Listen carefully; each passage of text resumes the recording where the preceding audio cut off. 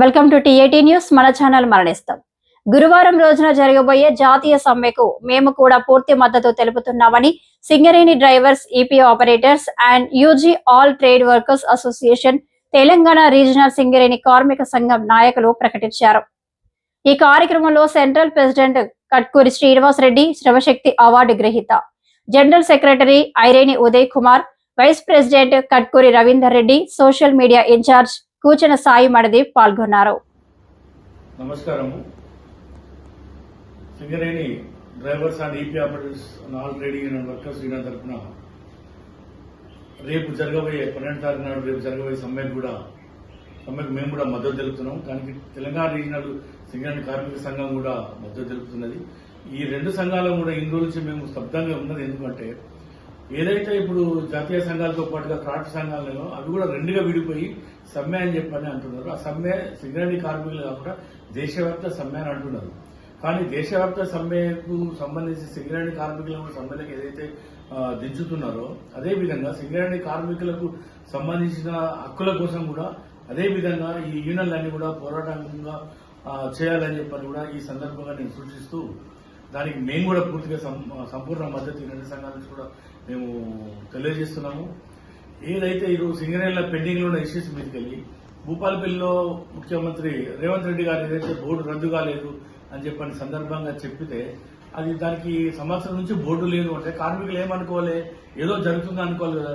దాని మీదకెళ్లి మా కంటి యథావిధిగా బోర్డు నడుతుంది అన్నప్పుడు మరి ఏడాది నుంచి నడతలేదు కదా అని చెప్పని ఈ సంఘాలన్నీ ఎందుకు క్వశ్చన్ చేయలేకపోయినా ఇంతవరకు 4 రోజుల నుంచి కూడా అని చెప్పని తెలియజేసుకుంటూ సొంతింటి పథకం అయితే లేకుంటే మెడికల్ గా ఇన్వాల్వేషన్ అయిన వాళ్ళకి కానీ లేకుంటే వాళ్ళకి పెండింగ్ లో ఉన్న జాబులు కూడా ఇవ్వకుండా ఉండడం గురించి కానీ ప్లస్ ఇన్కమ్ ట్యాక్స్ గురించి కానీ అదేవిధంగా మైన్ యాక్సిడెంట్ అయ్యి నెలల కొద్దీ పడుకుంటే బెడ్ మీద మైన్ యాక్సిడెంట్ ఎందుకైతుందండి? అధికారుల నిర్లక్ష్యంతో సేఫ్టీ సరిగా లేకనే యాక్సిడెంట్ అవుతుంది. యాక్సిడెంట్ అయితే బెడ్ మీద ఉన్న కార్మికునికి క్వార్టర్లీ బోనస్ ఉండదు, లేకుంటే సంవత్సరం వచ్చే బోనస్లు ఉండకుండా ఇంటి అలవన్స్ లేకుండా ఈ విధంగా ఉన్న దౌర్భాగ్యమైన పరిస్థితుల పాలన జరుగుతుంటే ఈ యూనియన్లు ఏం చేస్తున్నాయని నేను సూటిగా ప్రశ్నిస్తున్నా. కాబట్టి ఈ సమ్మె గురించి నేను మాట్లాడుతున్నా. ఏంటంటే సమ్మెను చేస్తాం, మేము కూడా ఈ రెండు సంఘాల మద్దతు ఇస్తున్నాం. కానీ సమ్మె అయిన తర్వాత నుంచి కూడా ఏదైతే ఇప్పుడు నేను చెప్పిన డిమాండ్స్ ఉన్నాయో ఆ డిమాండ్స్ మీదకి కూడా ఇదే యూనియన్లు అందరూ కూడా కలిసికట్టుగా పోరాటం చేసి కార్మికుల హక్కుల కోసం పోరాటం చెప్పని కూడా ఈ సందర్భంగా తెలియజేసుకున్నాను. ఏదైతే ఇప్పుడు జాతీయ సంఘాలు కానీ దేశవ్యాప్త సమ్మెలు అంటున్న 2 పాయింట్లు నేను చెప్తున్నా. ఏదైతే ఈ రోజు 8 గంటల పనిదినాన్ని ఎక్కువ పెంచుతున్నట్టు, ఎక్కువ పెంచడం కోసం ఎవరి చేతులు లేదు.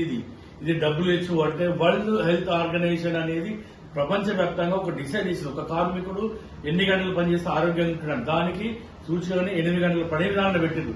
దాన్ని కూడా మార్చాలని చెప్పని గ్లోబల్ ప్రచారం చేసే విధానాన్ని కూడా నేను తీవ్రంగా ఖండిస్తున్నాను. అదేవిధంగా ఇంకొకటి ఏంటంటే ఈ రోజు ఉన్న పరిస్థితులలో సింగరేణిలో ఉన్న యూనియన్లలో ఎంప్లాయీ అయి ఉంటేనే కార్మిక నాయకుడు కావాలని కూడా ఒక నిబంధన గవర్నమెంట్ తీసుకొని వచ్చింది. అవును, దాన్ని నేను కూడా సపోర్ట్ చేస్తున్నాను. దీపైనాక 80-90 ఏళ్ళు కూడా ఇంకా నేను నాయకత్వం వహిస్తాను, ఇంకా నేను లీడర్ కావాలని అనుకోవాల్సిన అవసరం ఏమున్నది. దిగిపోయిన తర్వాత వెలంటే రిటైర్మెంట్ ఎప్పుడైతే సింగరేణికి వెళ్ళిపోతో ప్రశాంతంగా మీరు వెళ్ళిపోండి. మేము ఉన్నాం కదా, జనరేషన్ ఉన్న కార్మికులు మేము పనిచేసుకుంటాం కదా, ఇంకా మీరెందుకు ఉండాలని చెప్పని కూడా నేను సందర్భంగా మేము మనవి చేస్తున్నాం.